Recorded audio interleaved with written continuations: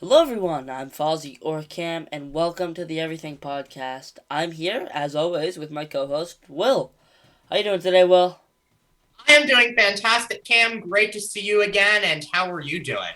I'm doing fantastic, and it's just so incredibly nice to be back together. I mean, it 2 weeks. I mean, that's kind of a lot, and yeah, I'm just glad we're able to get back together and do this podcast.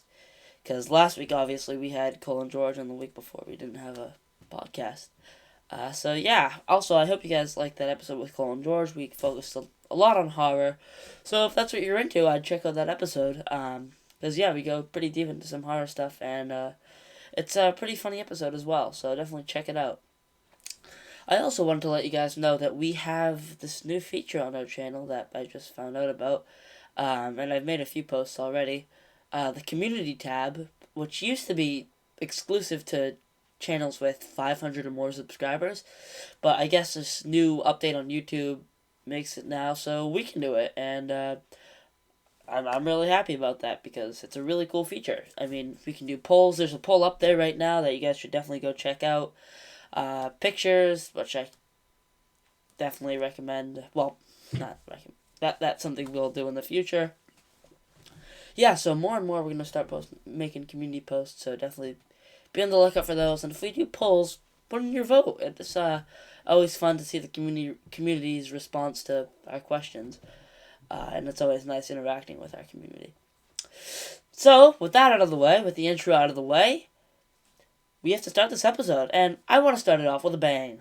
Will, you met Ralph Macchio. Tell us all about it, Will. Boom.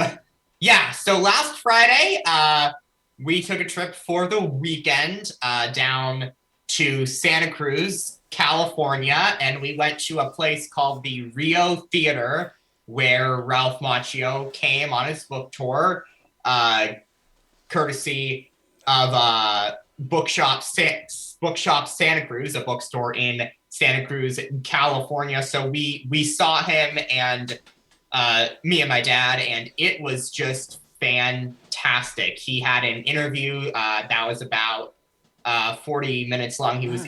He was interviewed by some local author who is fantastic. So 40 minutes. I didn't ask a fan question, but they had 10 to 20 minutes for fan questions as well. He is such a great interview. He takes all the questions so seriously, answers in riveting detail. He's honestly one of the best actor interviews that I've ever seen. He's just fantastic. And afterward, there was a photo line, and there were different letter groups. Me and my dad were in group D.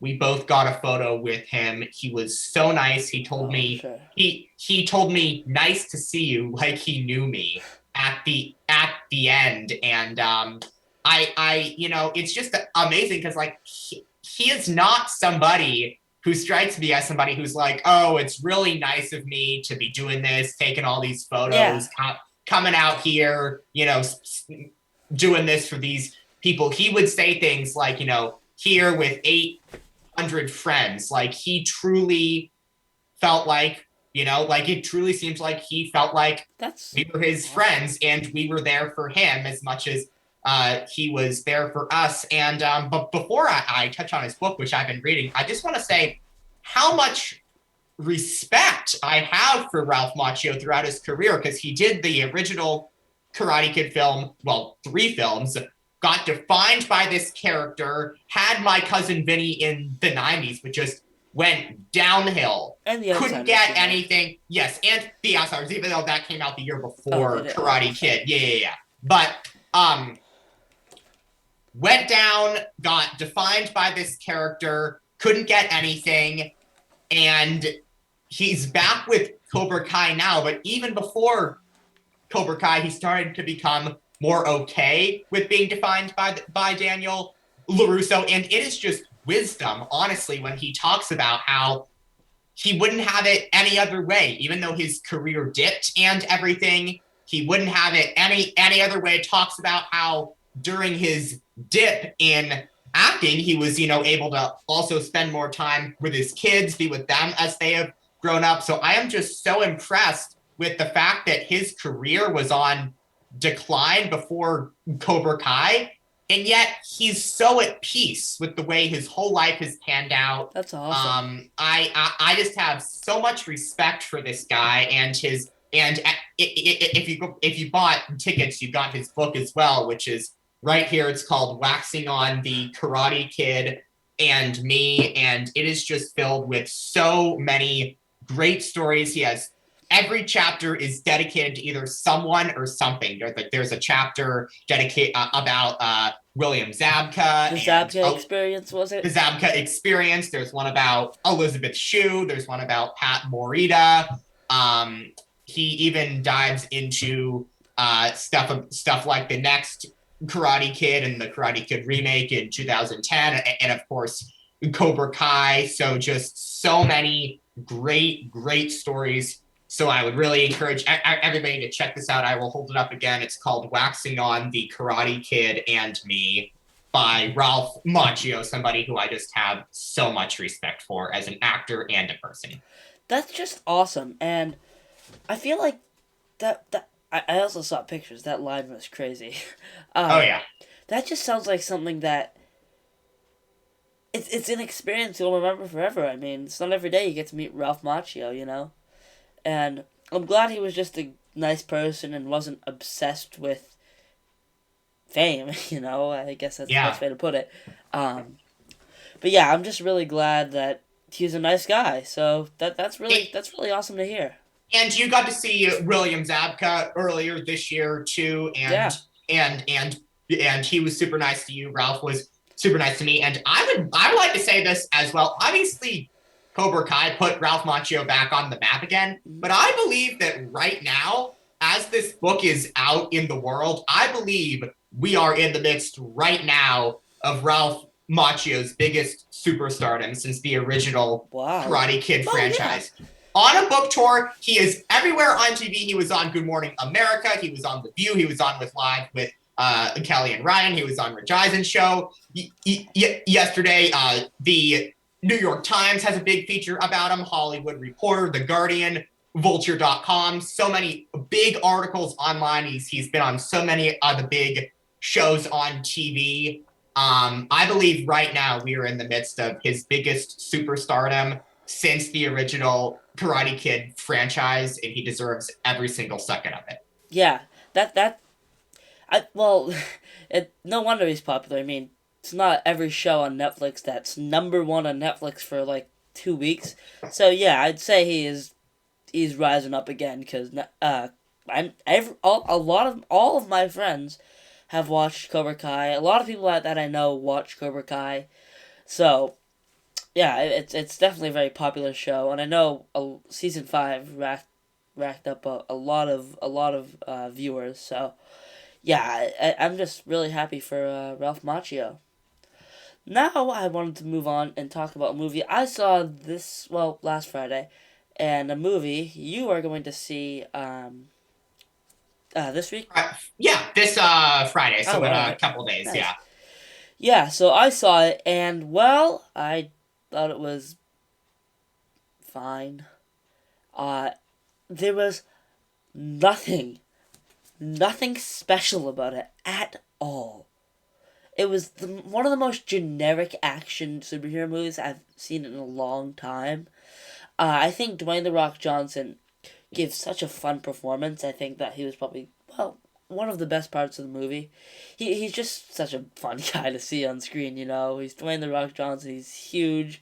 He's he's just a cool character to see on screen. And we also have Pierce Brosnan as Dr. Fate, who was also fantastic. Hawkman was pretty cool, but aside from that, it's just generic. Like, very generic. It's an okay origin story, I guess. It just hits the beats of every single action movie we've seen. And this movie was supposed to come out years ago, but it's been delayed for years. And if it came out years ago, it would have been fine.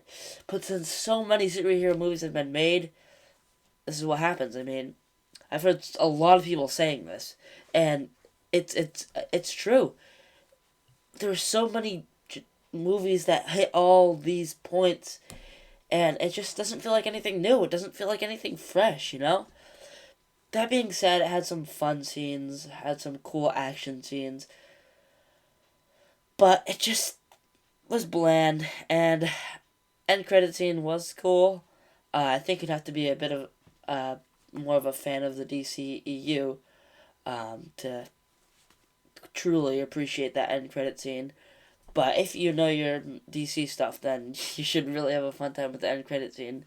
And speaking of DC, James Gunn is now a Oh CEO of yeah, DC, which, what the heck?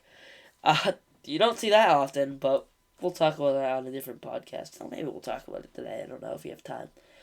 But yeah, I just thought this movie was okay. So easy 6.5 out of 10.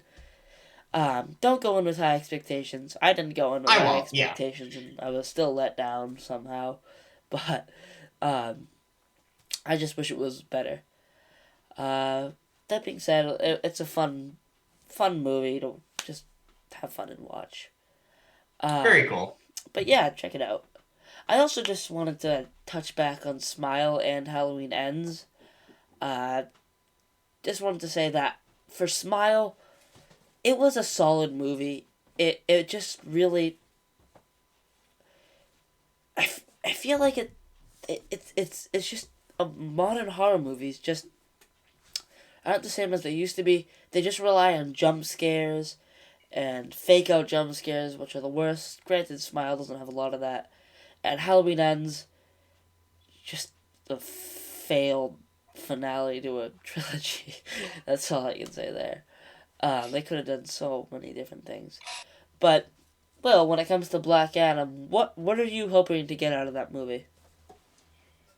Just what you said, just that, it'll be, a fun, solid watch. That's what I'm hoping for. I'm not expecting anything big. I just hope to be solidly entertained for Perfect, yeah. the length of the film. Yeah, that's the buds that I should have had going in. At first, I thought it was gonna be awful. Then I just said, "Oh, maybe it'll be fine." Oh, Doctor Fate looks cool. Oh, Dwayne the Rock Johnson's always fun. So my expectations were going up, up, up, up, up, up, up, only to be brought right back down, Yeah. which is annoying. But you know, it is what it is. Uh, but we also have Andor out right now, and that is exciting. It's a step in a new direction for Star Wars. It's almost a drama, you know?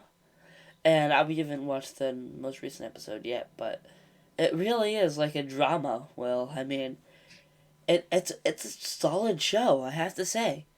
There are some really good episodes here. There are a few episodes that just kind of sunk, but they just went right back up, action packed, fun Star Wars.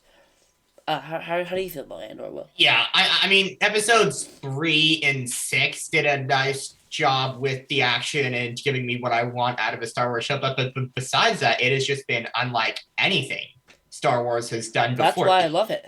The show is literally slow. This is Star Wars, and it's slow. It's like some old black and white movie almost at times with its pace. And I first of all would like to applaud them for trying something new because I think that is, like for these franchises like Star Wars and Marvel who have been going on for so long, trying something new is fantastic, and I want to give them credit for that. But just how slow it is and how much you have to pay attention and how much you just have to wait to be rewarded with action, like entire episodes where it's just like slow the whole time, I not really action going on. That is what has been the downfall for me for this show. So I hate to say that I haven't been loving it, but I haven't. Here's what I have to take out of this. This is a show that could just be a show on its own. It doesn't need to have the Star Wars name attached. And I think the fact that it does, it boosts the show even more. I think it gives it's what real life in the Star Wars universe is like, and it's really interesting to see. And I think it being slower is actually kind of working. Because that's what the show is. It's not fan. How do I put this? It's not all fan service like Kenobi was. It's not a children's show like Book of Boba Fett or even Kenobi was. It's none of that. It's its own thing, and it's trying to be a show that everyone can watch, and a show that you might have to think a little harder to understand. And I like that because that's not what you get often from the Star Wars universe, and I'm really enjoying it.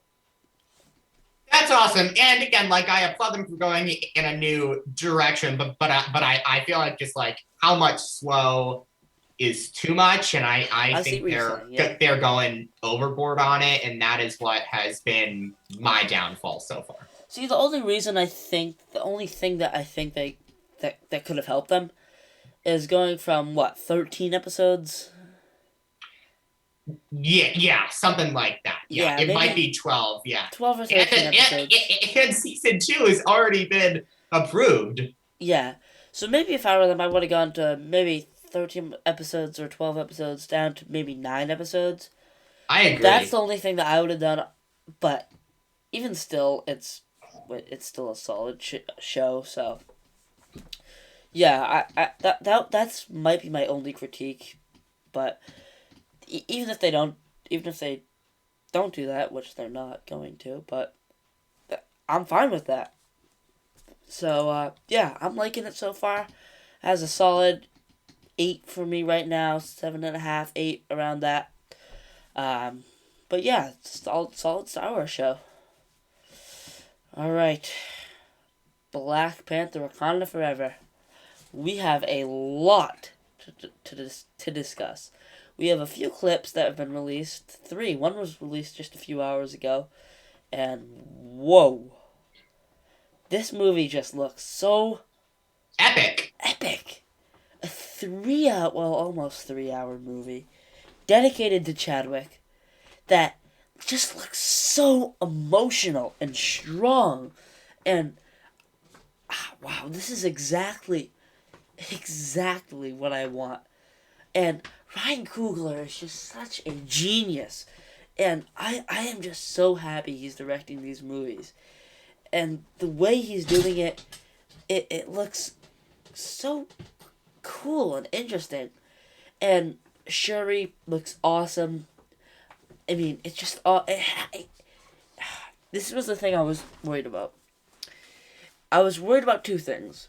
I was worried that it was going to take itself too seriously and just only focus on death and stuff.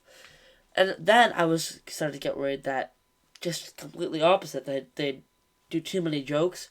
But it looks like they're finding that neutral zone where they still got some classic MCU humor, but they're leaning more on that serious, intense uh, thing that we haven't really seen from Marvel, aside from maybe Moon Knight. And this is going to be totally different type of tense and seriousness than Moon Knight was. But that just excites me a lot. This movie just seems like an emotional, heartbreaking epic. I am just so excited. This is how you handle something like Chadwick Boseman's death. You don't Totally. play it. It's not a comedy. It is an emotional epic, and that is what we seem to be getting in this film. Shuri as the new Black Panther, Yep. basically confirmed. They're kind of I stand on that. I think everybody probably stands on it. What if they all get? What if the Marvel gets us with a twist and it's one hundred Well, percent not sure? allow me to say this: if they do, I will give them a round of applause. But if they do indeed make sure the new Black Panther, I think actually that's the way to go. That's what I've always wanted. I think it makes perfect sense. I'm right on board with it, and I can't wait for this film. I honestly think it is going to be one of the best Marvel movies of all time. What are your opinions on Ryan Coogler's direction he's taking this story, and the fact that he had to just rewrite, because he had finished the script for the movie. Is oh, I mean, I have so much respect for that. Like, he's writing the script and then Chadwick Boseman passes away and then he has to start all over again. I just continue to have so much respect for him that he goes through something like that, and still these trailers are showcasing a movie that looks, to put it Phenomenal. simply, so good. I have so much respect for him as a director, and I think he's a genius. Yeah. And I also wanted to ask you one more thing. Michael B. Jordan, Killmonger, Black Panther, Wakanda Forever. What do we think? Um, I've heard a lot of rumors. yeah, I know. Like, a I'll lot. say, I'll say, I'll say no, and then they'll just go Shuri as the Black Panther and Well, focus on those maybe not. characters. Maybe not as Black Panther, but do you think he'll be in the movie? That's what I'm kind of going at here. I mean, I could see it, but he is, technically dead. So because of that, Could they I'm do gonna go flashbacks? maybe. But I'm gonna go ahead and say no, and they'll just focus on Namor and all of that stuff. But fun to have the theory out there. So I'll say no. How about you? Well, there are so many rumors going around, so at the very least, at least a flashback. That's what I'm going with. At the very least, he's going to be in a flashback. But yeah, I'm really, really excited to see if Michael B. Jordan comes back, and excited to officially see what they do with this movie, and us getting Ironheart and some kind of Stark tech here. That'll be very interesting. All the stuff with Namor, Doctor Doom, Namor seems like a great, Oh yeah, well, I guess he's being dubbed a anti-hero, but yeah. But I've he heard seems like he's a not going to great be the guy to main cheer villain. against. I don't think he's going to be the main villain. I've been hearing other people say that Yeah, as well. but he just looks fantastic as a bad guy, Yeah, or as an anti-hero. anti-hero. Yeah, and It'll be interesting to see, like, because like in like Venom and Morbius, you have anti-heroes, but you're cheering for him. For them, it'll be interesting to see in Namor as an anti-hero, but you're not cheering for him. yeah, yeah, totally. And the Doctor Doom rumors, all that, are just awesome to hear. So yeah, I am just incredibly excited for Black Panther: Wakanda Forever. So now we'd like to discuss Ant-Man and the Wasp: Quantumania. Wow. Looks interesting. Looks incredibly interesting. Bill Murray and Kang, who, alright, he is going to kill Ant-Man. I've said it from the beginning. Ant-Man is going to die. Scott Lang is going to die. We are going to lose Scott Lang in the MCU. I'm telling you now. He is gone. Just get it in your heads, people. He's gone. Goner. What? Whoop, gone. Get him out of there. We will not get any more Scott Lang. He will be dead because of Kang. There was so much evidence just going at that he's going to die. Not only Kang saying in other trailers that have been leaked, "You're an Avenger? Have I killed you before?" That's... I mean, he's killed other Avengers. What's to stop him from killing Ant-Man here? And we have Bill Murray, who's obviously playing a character they meet in the quantum realm, which is really interesting and really cool to see. So yeah, that'll be very interesting and very cool to see, like I just said. Cassie looks like an interesting character, because last time we saw her, she was played by a different actress, and she didn't really do much in Endgame. So it'll be cool to see her again. And Wasp with a new haircut. We get to see her again, which will be nice. A comic accurate haircut, may I say. Yeah,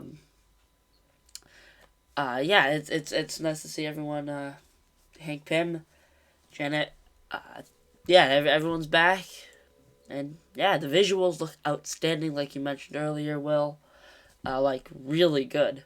But how do you feel about this trailer. Yeah. So I'll start by saying this, and you just referenced my thoughts. The Quantum Realm visuals look stunning. Marvel at its best. I'm so impressed. Um, I think they've got. I haven't enjoyed the Ant Man or This I is guess unlike everything. Ant Man and the Wasp franchise so far, but boy, I think they have got a great storyline here with them going into the quantum realm. I just don't. Once they enter the quantum realm, I just hope they step down on the comedy, Yep. like Ant Man and the Wasp. I thought that was their big flaw. They're like trying to bring Janet back. It's like life or death stakes, and yet they play it with comedy. I hope they don't do this here. I hope they establish how big of a threat Kang is. But if they're able to just not do that, I think it'll just be.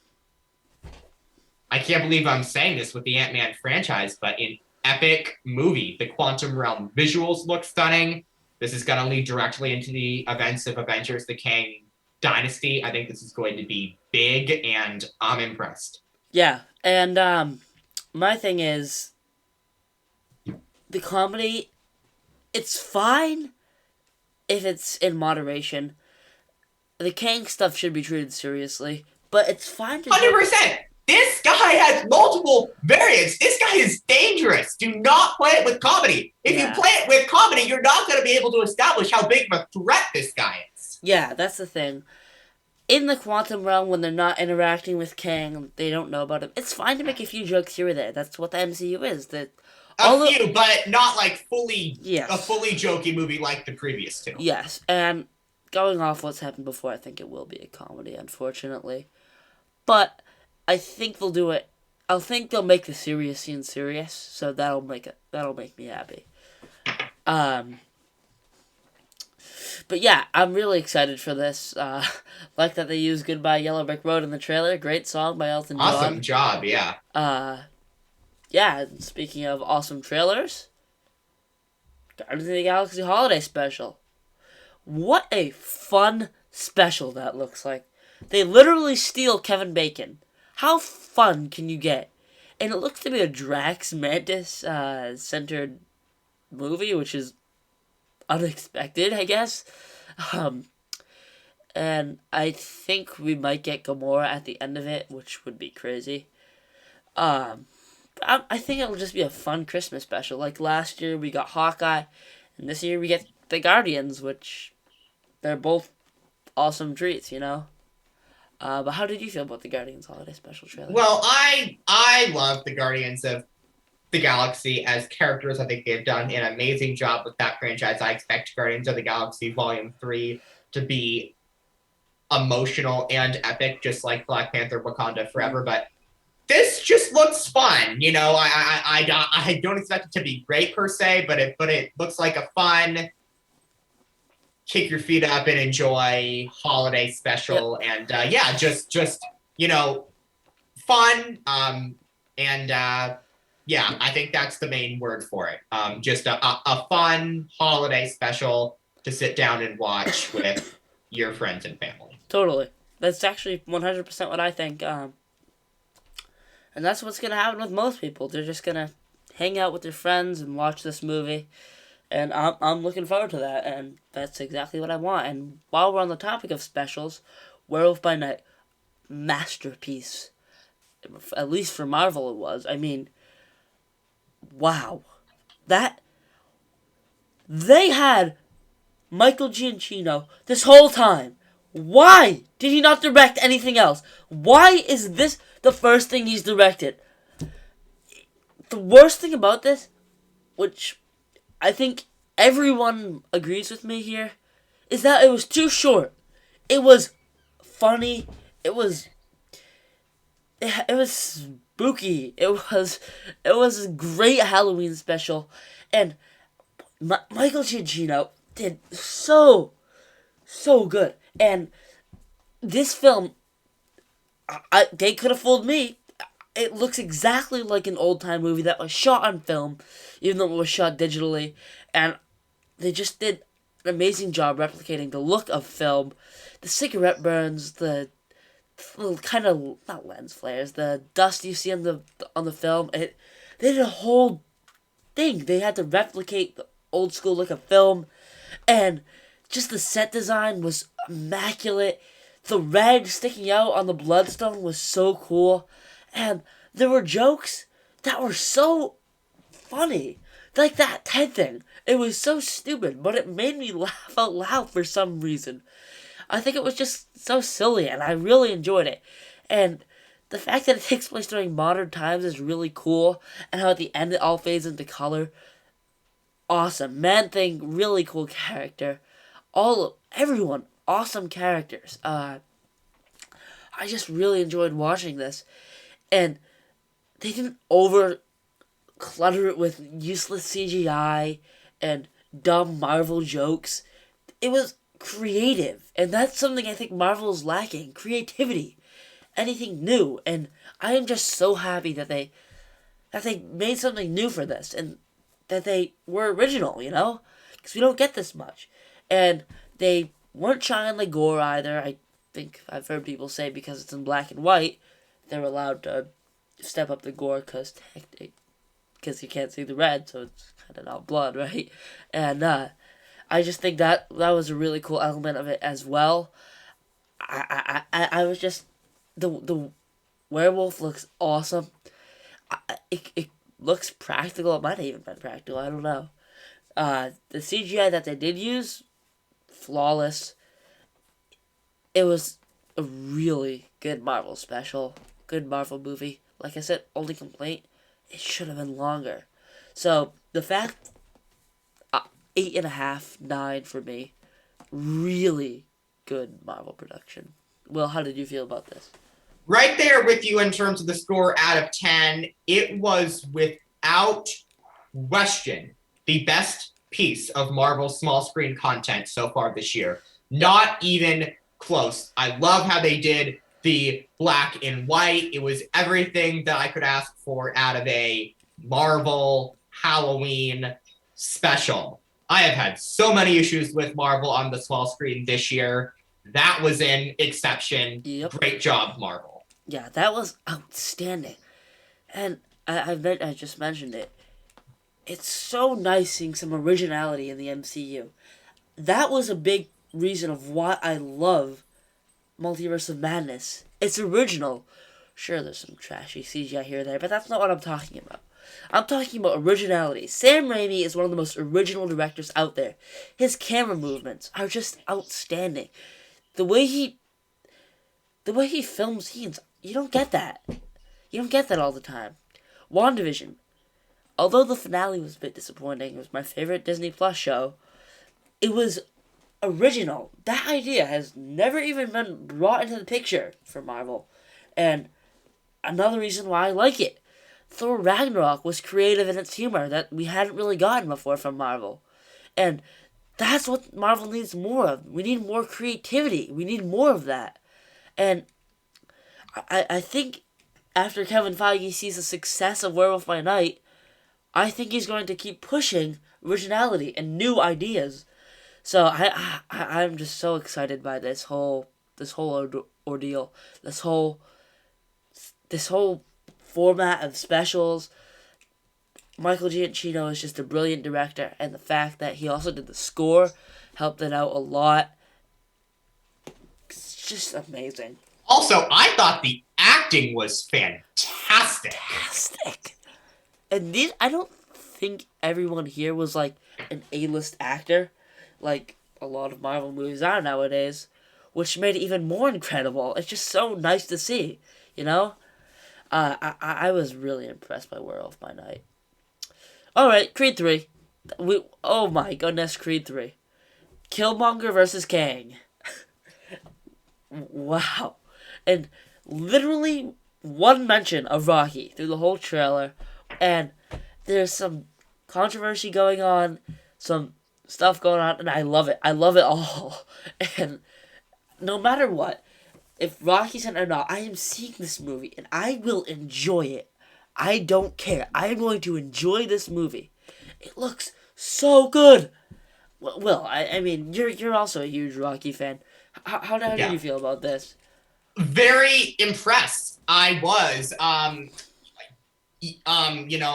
like how Rocky was only mentioned once. Save that big reveal for the movie about like if Rocky's, well, it seems like it's going to take place like 7 years or so after Creed 2, so it seems like they might be able to just have Rocky die a natural death, and that could be perfect. But I just love the storyline they have, going on here between Michael B. Jordan and Jonathan Majors' characters, and in that, they have a previous history together and stuff, and apparently, like Jonathan Majors' character got like arrested, and Michael B. Jordan's character didn't when they both got into some accident or something on the same night. So just like their two characters having a previous history together is what is making me so compelled by this storyline. I love that Ryan Coogler is doing the screenplay as well as the directing. I'm excited. You mean Michael B. Jordan? Not Ryan Coogler for the Oh, directing. yes, yes, yes. Yeah, For the directing, yeah. Michael I know B. what you mean. Jordan. Yeah, I am sorry, yeah, totally fine. And Ryan Ryan Coogler. Coogler previously, but he's doing the screenplay. Michael B. Jordan doing the directing for this film. And look, I was a bit worried about that with that that's a big task for Michael B. Jordan, your Especially as first a first time directing director, yeah. job with no Sylvester Stallone there who could give him some pointers, because he's done directing before, obviously. But so far, so good. I'm impressed. Yeah, so am I. And it's just so cool that, I mean, I forget the exact words, but in the trailer, it's just so, it's his rise up. No more Rocky. No more, none of this. None of this extra stuff.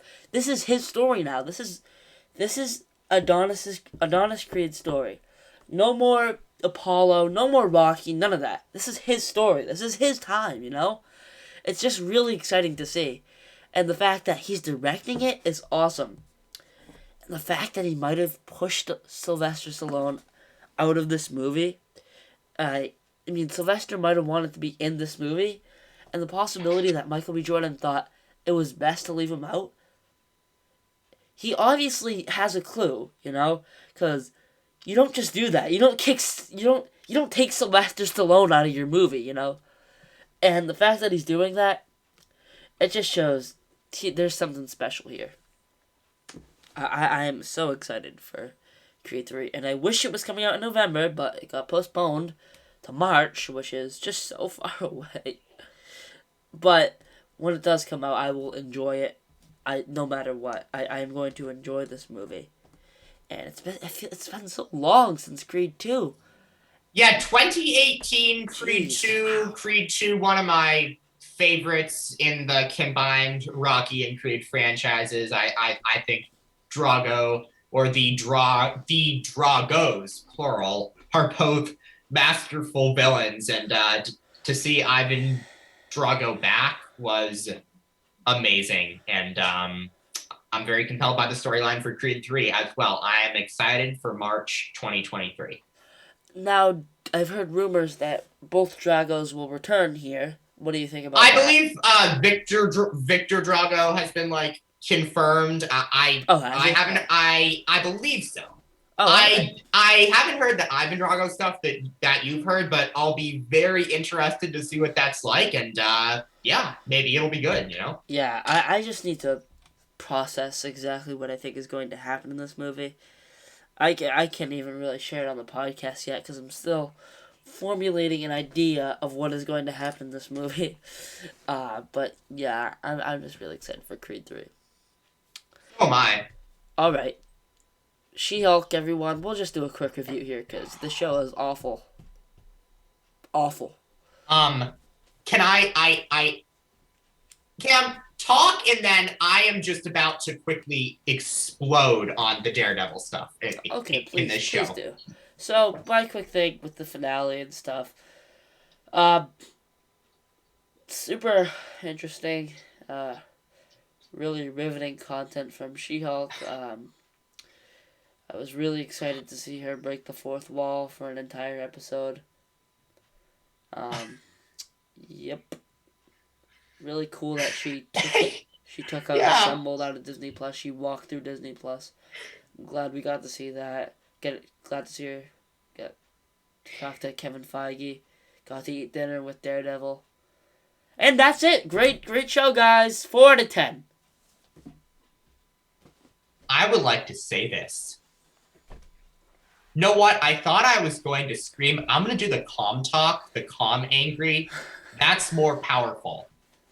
She-Hulk attorney at law, you better be ashamed of yourselves for what you did with the Daredevil character. All right, no, what was that? I watched the entire Daredevil show. It was riveting. It was epic. As of now, maybe Daredevil Born Again will change this. You ruined the character. Daredevil walking across the street the morning after him and She-Hulk, I guess, have come on! Daredevil is not a comic character. They took it way too far. His whole love relationship with Jennifer Walters totally unnecessary. I just am disgusted with what they did with the Daredevil character. I cannot believe that this studio dared to do this. It was just shameful. Are you kidding me? Like, I am so ashamed. I already hated this show. What they did with Daredevil, I'm just disgusted, Cam. It was shameful. Yeah. It really the show upset me in a lot of ways. Breaking the fourth wall stuff was fun. In short bursts, we didn't have to have a whole episode about it. Where Agreed. She literally walks through Disney Plus, takes out Assembled, which is such a... Alright, this might sound like a nitpick, but that just is such a Marvel thing to do, to just take out Assembled. I mean, they're just... I don't know what the writers were thinking, because Assembled is an awesome thing. It sounds like... Because there are people who worked hard on that show, and they're just completely just dissed it by S.H.I.E.L.D. just walking through it and said, yeah, we can take it out. That's such a minor nitpick, but it bothered me. And if they knew it was lazy, because if they knew the finale was lazy, then why did they do it? And why did they acknowledge it? There's no way they could have saved this show. No way. And I'm glad that it's over. If there's a season 2, I can't say I'll be watching it. Well, who am I kidding? Of course I'll be watching it. But I won't be excited to watch it. Yeah. It disgusts me. I would like to say, to the entire creative team working behind Daredevil Born Again, I do not want to hear one reference toward Daredevil in this show. I want this to be thought of. It's what Charlie Cox said. Matt Murdock on a holiday.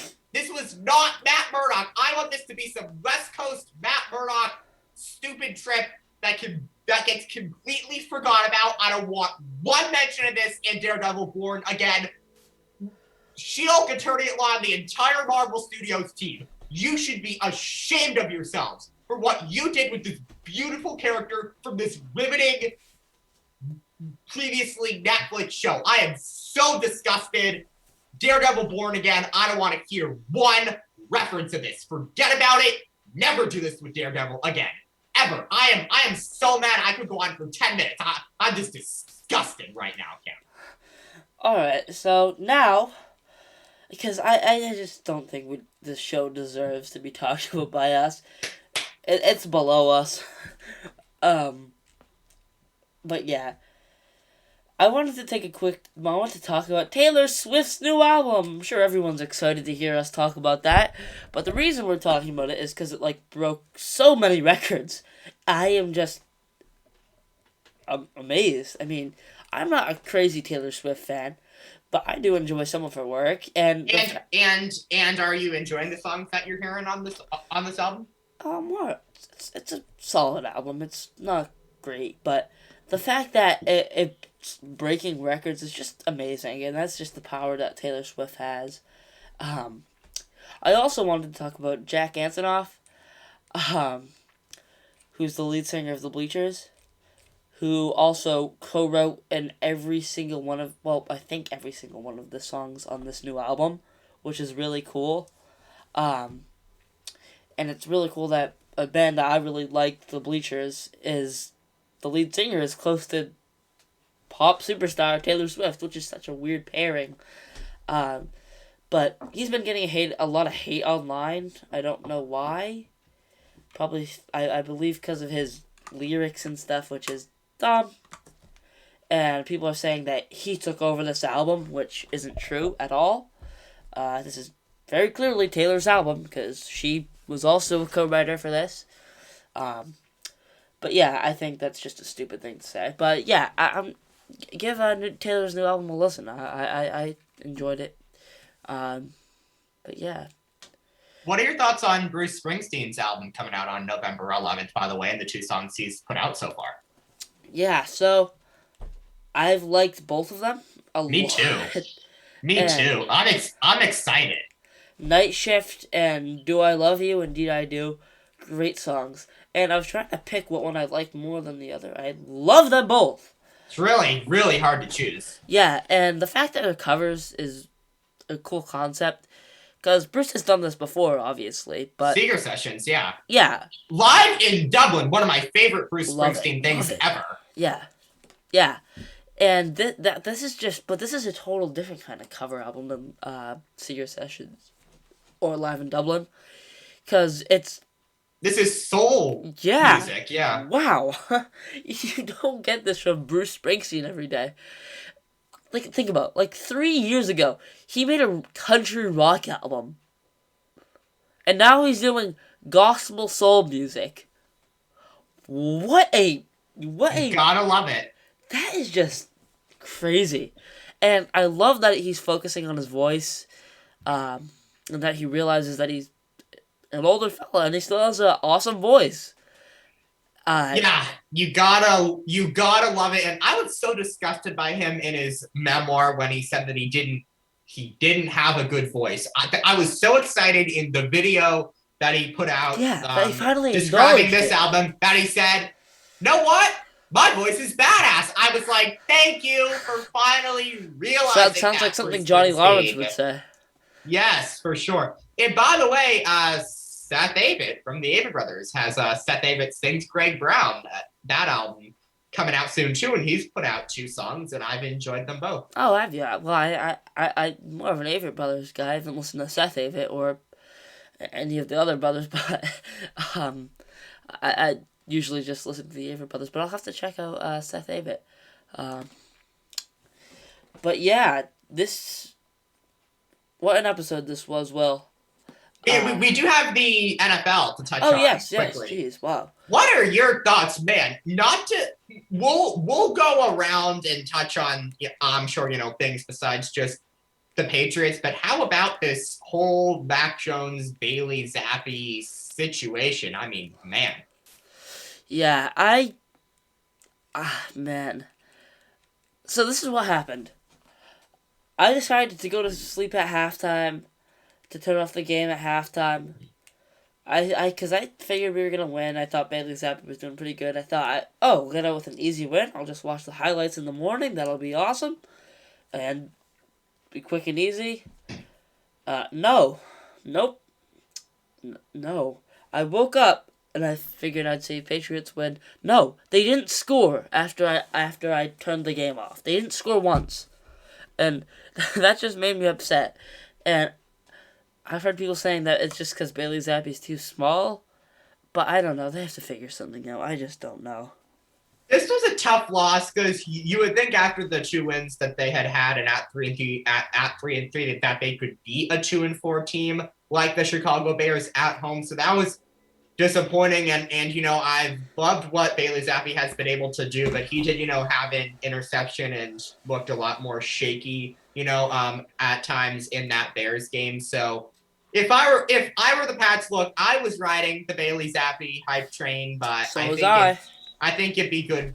I think the right choice is to go ahead and start Mac Jones next week because Bailey Zappi, love him, but he can't be your permanent starting But quarterback. there's still room to improve. He can get better. Oh, He can get bigger. He can get he stronger. will be an excellent backup, and I could see him later in his career having to be traded from the Pats because he is ready to be a starter. Yeah, totally. And who knows? If Mac Jones keeps getting hurt, then we might have to make him a starter. And I think we could mold him. I think we could shape him into a really solid quarterback, you know? Yeah, I mean, at the least, the Patriots could feel good about the depth now at the quarterback position because they have, by backup standards, an excellent backup Yeah. quarterback.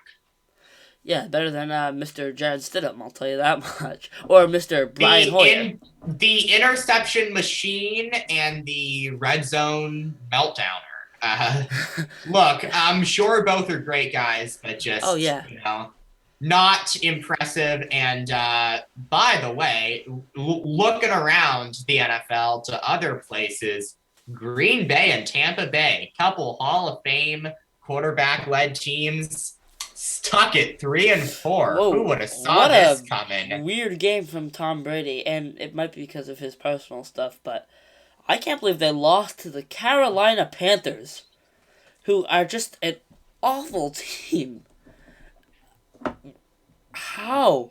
How does that happen? And the pass that Mike Evans, the wide open pass that Mike Evans Oh, dropped in this game, unbelievable by his standards. Mike Evans, ridiculous. I'm calling you out on this because you're such a great receiver. Yeah, You can't drop that pass. yeah. You're a great receiver, dude, but you can't drop that pass. I mean, That's ridiculous. yeesh. He's easily a top 10, top 15 receiver, and that's just ridiculous. Um, For sure. And yeah, and the Niners trade for Christian McCaffrey, and yet they get beat by the Chiefs 44-23. So yeah, boy, it shows that you can make a big trade, but still have a lot of work to do. yeah. It's really crazy, but a solid week for NFL. Unfortunate for my fantasy team, I lost because I have Josh Allen as my quarterback, and I have AJ Brown as my best wide receiver, and they both had bye weeks this week. So, yeah, I lost. Um, but it was a good effort.